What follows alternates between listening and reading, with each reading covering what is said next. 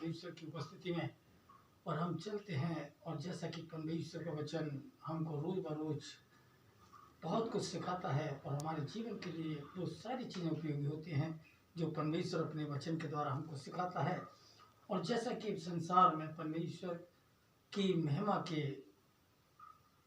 अतिरिक्त हम बहुत कुछ काम करने के लिए उत्सुक रहते हैं और हम चाहते हैं, हमारा जीवन ये चाहता है कि हम अपने जीवन में बहुत सा धन कमाएं, हमारे पास सब कुछ हो, हम बहुत कुछ लालसा रखते हैं, बहुत कुछ हमारे अंदर लालसा होती है कि हम ज़्यादा से ज़्यादा धन कमाएं। लेकिन बाइबल धन के विषय में ऐसा नहीं कि परमेश्वर हमारे धन से नाखुश है।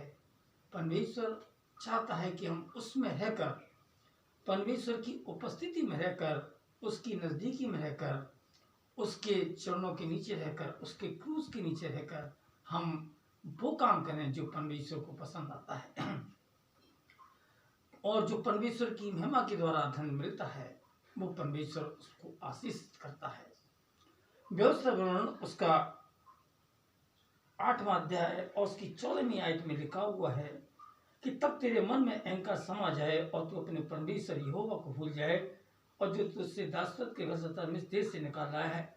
जब तू इतना धन कमाने लगे, बाइबल में आगे लिखा हुआ है कि जब तेरे पास धन संपत्ति हो जाए और तू अपने परमेश्वर को भूल जाए, ऐसा कभी ना करना। आगे बाइबल में लिखा हुआ है, बाइबल कहती है कि ये तेरी भुजबल से नहीं बल्कि परमेश्वर के अनुग्रह से तुझे प्राप्त होता है। वही है जो हमको पैसा कमाने की ताकत देता है, वही है हमको दिमाग देता है कि हम पैसा किस रीत से हम कमाना है, वही है हमें धन संपत्ति देता है, वही है हमको परमेश्वर आशीषित करता है। और जब ये धन हमारे जीवन में आता है तो हमारे मन में अहंकार, हमारे मन में लोभ और हमारे मन में बहुत बड़ा एक लालच आ जाता है। और इसके लिए परमेश्वर बार बार कहता है, नीति वचन उसका 3रा अध्याय, नीति वचन उसका 10वां अध्याय और उसकी 22वीं आयत में लिखा हुआ है, धन यहोवा की आशीष से ही मिलता है। धन परमेश्वर जिसकी हम प्रार्थना करते हैं, जिसकी हम उपासना करते हैं, उसकी आशीष से ही हमको धन मिलता है।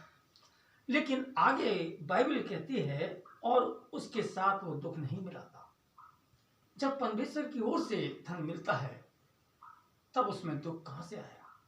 जो हम दुख प्राप्त करते हैं, इसका मतलब ये हुआ कि हमने उस धन को परमेश्वर की ओर से नहीं बल्कि हमने और रीत से उसको कमाया हुआ है। यहाँ परमेश्वर इस चीज से नाखुश नहीं है कि हम धनवान हैं, हमारे पास गाड़ी है, बंगला है, सब कुछ है। परमेश्वर खुश है कि उसके बेटे बेटियां चैन से हैं, आराम से हैं, सुख चैन से हैं। लेकिन बाइबल में हमको ये परमेश्वर बताता है कि हमारे मनों में जब सब सारी चीजें आ जाती हैं तो अहंकार समा जाता है। उस अहंकार के लिए परमेश्वर ने हमसे और आपसे बातें करता है कि तब तेरे मन में ये अहंकार ना जाए और तू अपने परमेश्वर को भूल जाए। क्योंकि परमेश्वर हाथ फैलाए खड़ा हुआ है, हमको कॉल करता है, हमको परमेश्वर बुलाता है।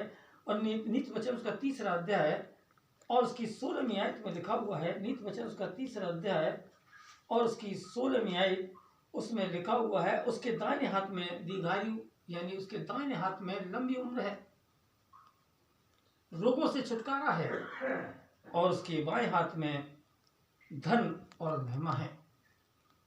जो हाथ फैलाए परमेश्वर खड़ा हुआ है, मुझको और आपको कॉल करता है, हमको और आपको परमेश्वर बुलाता है कि हे बोझ से दबे लोगों, तुम मेरे पास आओ, मैं तुम्हें विश्राम दूंगा। परमेश्वर हमको चैन, हमको आराम, हमको आशीष करने के लिए बुलाता है। इसीलिए लिखा हुआ है उसके दाहिने हाथ में लंबी उम्र है और बाएं हाथ में धन और परमेश्वर की महिमा है। हमको परमेश्वर में रहकर, उसके चरणों में रहकर, उसके क्रूस के नीचे रहकर, उसके वचन में रहकर धन को कमाना है ताकि परमेश्वर की आशीष उसमें रहने पाए और कोई मुसीबत या कोई दुख उसमें मिलावट ना हो। क्योंकि परमेश्वर अपना अनुग्रह, अपनी दया उस धन पर देता है जो परमेश्वर की ओर से, परमेश्वर के परमेश्वर की इच्छा के अनुसार जो इंसान कमाता है।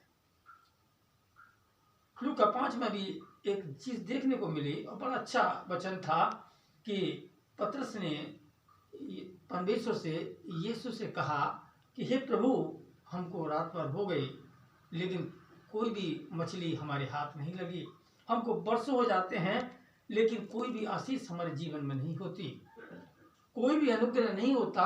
उसने भी यही कंप्लेंट की कि प्रभु बहुत टाइम हो गया, बहुत बरस मतलब इतना टाइम, पूरी रात हो गई लेकिन कोई भी चीज हमारे हाथ नहीं लगी।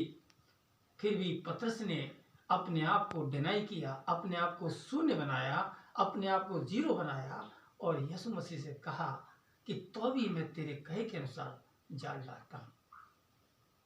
जब उसने प्रभु के अनुसार कोई कार्य किया तो बाइबल बताती है कि बहुत सी मछलियां पकड़ लाया।